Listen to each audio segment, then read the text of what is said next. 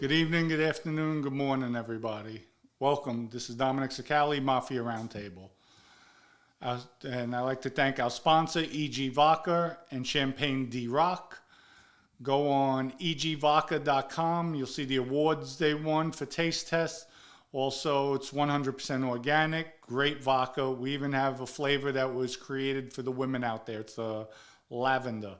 They'll love it. Great vodka. Try it, egvodka.com.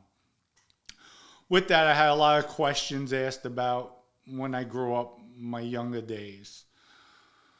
So this story will be on me coming up in the, not even in the streets.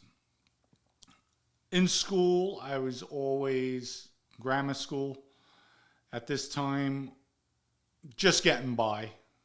My earlier years, really well I did. As I started getting older, I just was more into sports, going outside, doing things out there. And it might have been about 10 years old, going back many years.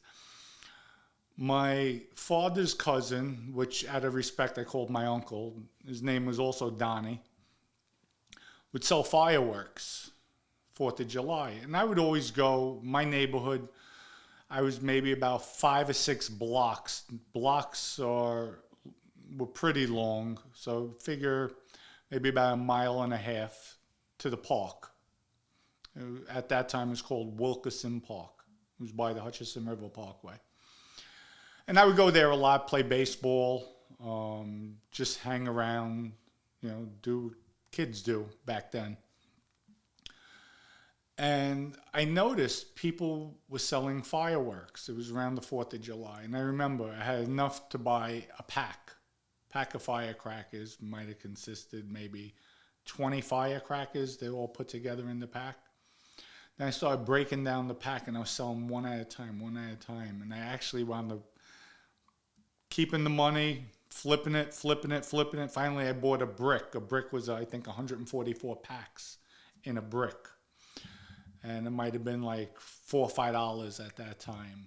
So I went from pennies to dollars.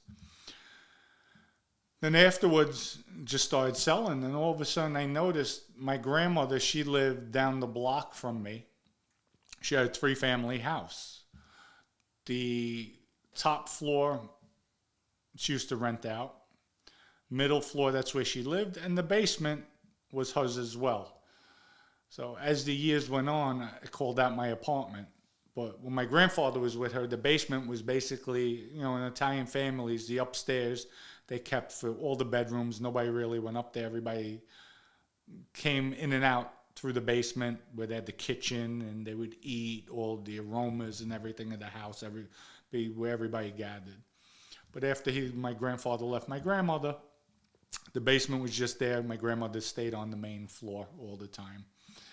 But downstairs, I noticed my cousin Donnie had fireworks. He was storing fireworks. So right away I saw what I made by breaking it down, little firecrackers.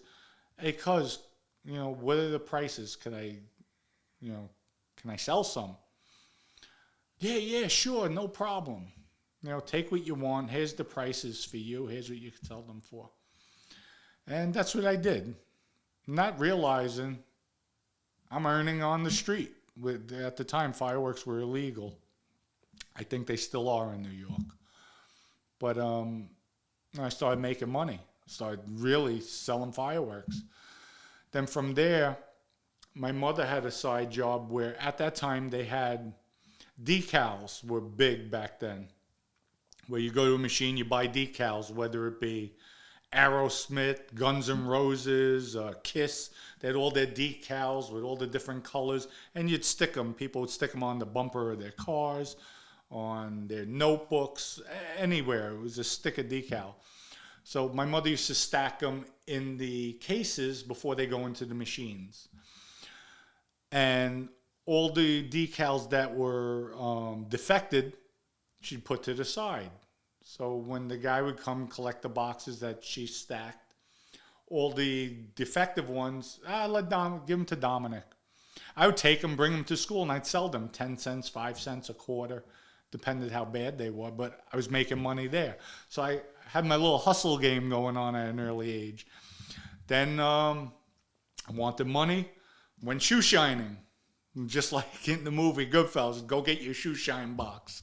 Yeah, well, I did. I was shoe shining too, making money, going to the bars, shine people's shoes. My biggest tip was from a woman, and I didn't even have to shine her shoe. She gave me $10. I'll never forget that. When we get the bad snowstorms, the candy stores wouldn't open up, but the paper deliveries, their papers would be outside the store. We'd take the papers, go to people's apartments, knock on doors, selling them newspapers. So I was hustling at a young age, not even realizing it. And funny, as I think back, there was a place called Unionport Auto School. Every Wednesday night, they had a 3-hour class. And the night consisted of from probably about 7 p.m. to 10 p.m. And at this time, I was maybe 12 years old.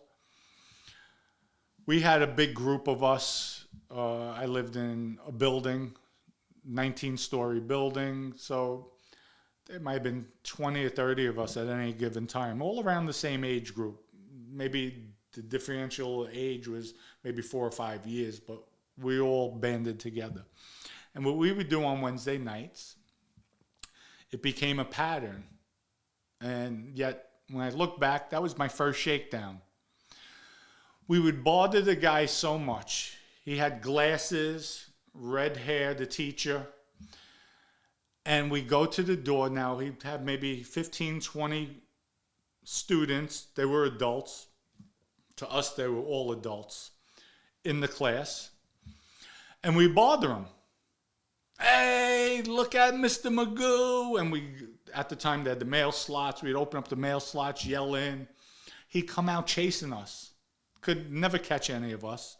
I mean, we were just quick. They had the parking meters. We'd run around the parking meter. He'd stumble. Could never catch any of us. But we would constantly harass him. Finally, and this just happened by accident, we were passing by, we started bothering him, went on for about 15, 20 minutes. He comes outside, guys, because, I mean, everybody in the place were hysterical, laughing what we were doing. Guys, what I'll do is take $2 and leave me alone. Okay. Leave the money on the floor, close the door, walk away. We'll take the money and we won't bother you. Sure as shit, put the money on the floor, left. We left. Went right to the candy store. It was right down the block. Got fountain sodas. We all whacked it up. Pretzels, whatever it was. And we spent the money eating. Hey, guys, Wednesday night, let's go. Every Wednesday night. It got to the point, as soon as he would see us, guys, here's the money. Don't bother us. Okay, thank you. And we walk away. But that was my first shakedown. So, but back then we had communities that, I mean, everybody knew one another. Different era, different time. If we got into a fight, it was with our hands. That's why kids today, stop. They're so engulfed in these video games and with all the violence and everything in the games. They have to stop that. Go out, go in the streets, play football like we used to do. Go play stickball. You know, life is too short. Stop being absorbed with this, all the modern technology. Even the neighborhoods, I go back up there and it's not even what it was. You have neighbors, they don't even know one another. But anyway, back to the story. That was me starting out, not even realizing I was becoming molded for the streets. If you like this video, please hit the subscribe button. Don't forget to try the vodka. Excellent. You won't be disappointed. Everybody have a good evening, good morning, good afternoon. Peace out. Love everybody.